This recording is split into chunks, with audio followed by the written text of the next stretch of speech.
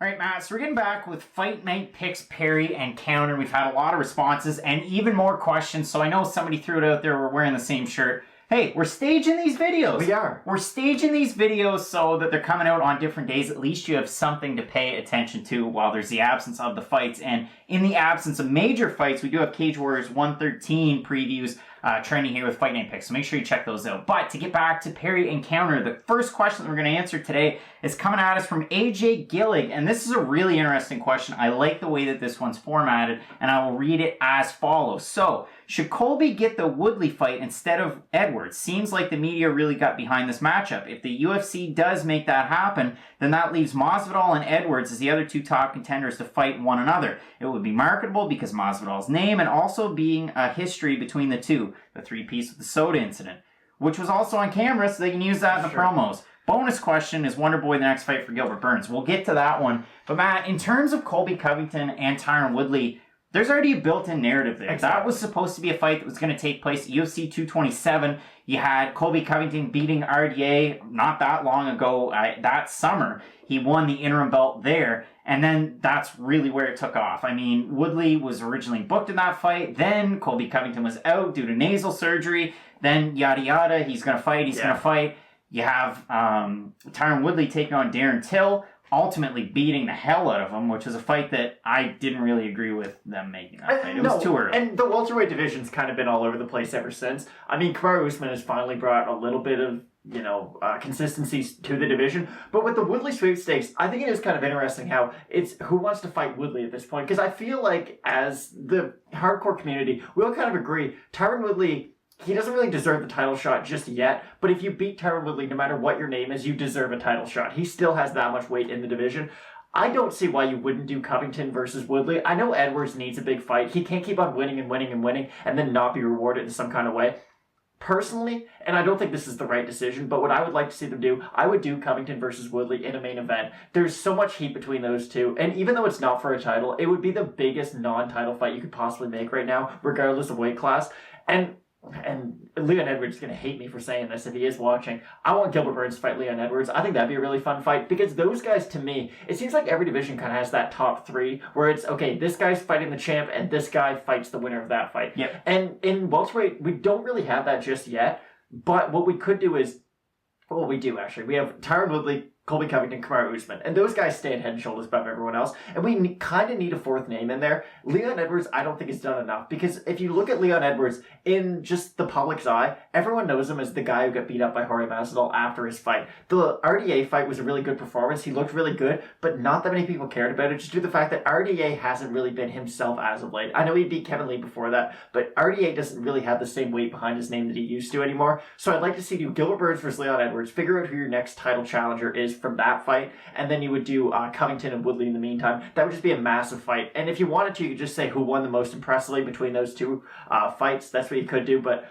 I would really like to see Woodley fight Covington. It's a way better fight for the fans. Leon Edwards is a good fighter, but let's be honest, press conferences sell fights, and Tyron Woodley, Colby Covington press conference would sell so much. Yeah, I mean, you get the off chance that maybe Tyron Woodley raps a little bit or Colby Covington tries his hand at rapping. And for Colby Covington, he's made amends with Dustin Poirier, so good to see there. But Colby Covington, it's weird right now because you still have the facade of, is he a bad guy? Is he a good guy? He had that interview before the Usman fight that really broke down the barriers and made it weird. It just got weird. But in terms of the top end of the division, I actually agree with AJ. I think the matches to make are Covington-Woodley. I think that fight's a bigger fight than the Leon Edwards fight. The one loser here is Leon Edwards, who's a winner in terms of winning fights. He just continues to win and win in an impressive fashion. Exactly. And to me, the fight that really defined Leon Edwards was the fight against Gunnar Nelson, because everybody says Gunnar Nelson, stand-up is amazing. He can switch stances, karate, it's great. And then in terms of his ground game, jiu-jitsu. And Leon Edwards out-wrestled Gilbert Burns. Out-wrestled Gunnar Nelson. That's the problem. Out-wrestled Gunnar Nelson, which was a great performance. And RDA, too, right now is pretty much a measuring stick at 170 pounds. For Kevin Lee, wasn't able to get it done. For some of these top-end guys like Colby Covington and Kamaru Usman, here we go. Next step towards a title. Here's the problem, though. When you look at Kamaru Usman versus RDA is one of the most dominant performances in UFC history because Colby Covington beat Rafael dos Anjos, but it was a very close fight. There was an actual discussion when that fight was over of who did win. Now, of course, when you go back and rewatch it, Colby Covington was the obvious winner in that.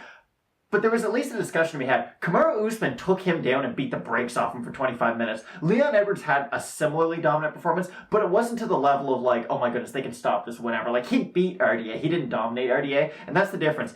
RDA, especially nowadays, with the more, and not to say casual is a bad term, but the people who don't really watch every single event, they don't realize how good Rafael dos Anjos really was, and they weren't around for his title reign at 155, so I feel like his name doesn't really have the same shine associated with it, even if you do beat him in a main event, that's all. I don't know if that's all true. The one thing I will say, Rafael dos Anjos got the raw end of the deal at 155 and should absolutely despise Nate Diaz, because he should have had that Conor McGregor fight if his foot didn't decide to break. Now, on the other note, just the last little part of that question, who would you like to see Gilbert Burns fight if he doesn't fight Leon Edwards? The Wonderboy fight makes sense just from the standpoint of, a lot of people don't know this, Gilbert Burns and Vicente Luque are best friends, like they were best men in each other's wedding. So it'd be a really cool like kind of storyline, because you would have... I doubt they even play on it, but it would. But Burns was in Luque's corner for that fight, and I'm sure Luque will be in Burns' corner if he does fight Wonderboy. So there would just be kind of a cool little layer that you could add to the whole fight, just teammates having a similar rival. I think it makes a lot of sense, too. I threw it out there earlier on this week, actually, on Between the Links and the Loudmouth MMA Podcast Network, that's the fight that should happen. It'd be good. I also threw out my singing voice in terms of saying, Wonderboy!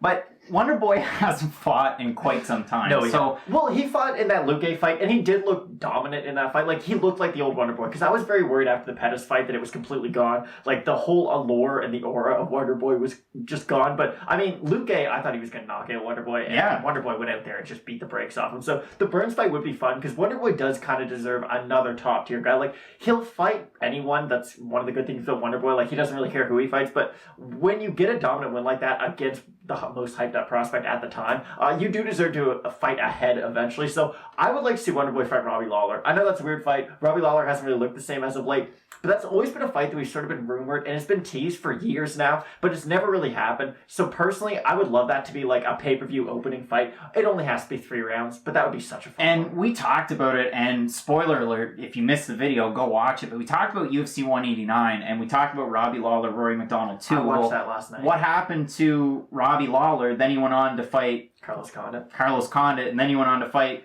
Tyron Woodley, and it didn't go all that well. Whereas Wonderboy ended up fighting Rory McDonald and then never matched up with Robbie Lawler. It just wasn't. It'd be a fun fight, and it would very much be a fight for the fans. Like, rankings wise, it might not make much sense. I'm not even sure what Robbie Lawler's ranked at this point, but he's one of those fighters who you don't really care about his record. You don't care about his ranking. I'm going to watch Robbie Lawler fight, whether it's at 2 a.m. and on a Wednesday. I don't care. I'm going to watch Robbie Lawler fight. So I'd really like to see the Wonderboy Lawler fight. I'd like to see Leon Edwards fight Gilbert Burns and Colby Covington fight Tyron Woodley. That would be my perfect matchmaking. I would like to see Colby Covington, Tyron Woodley. I'd like to see the fight that was brought up, Wonderboy and Gilbert Burns. I think that's a fun fight just because you saw Wonderboy striking get exposed against Anthony Pettis. Well, we've seen Gilbert Burns can outstrike grapplers, but he can outstrike strikers at some points too. Okay, but let's calm down a little bit. And with Wonderboy, the question always is, he's such a pure karate specialist.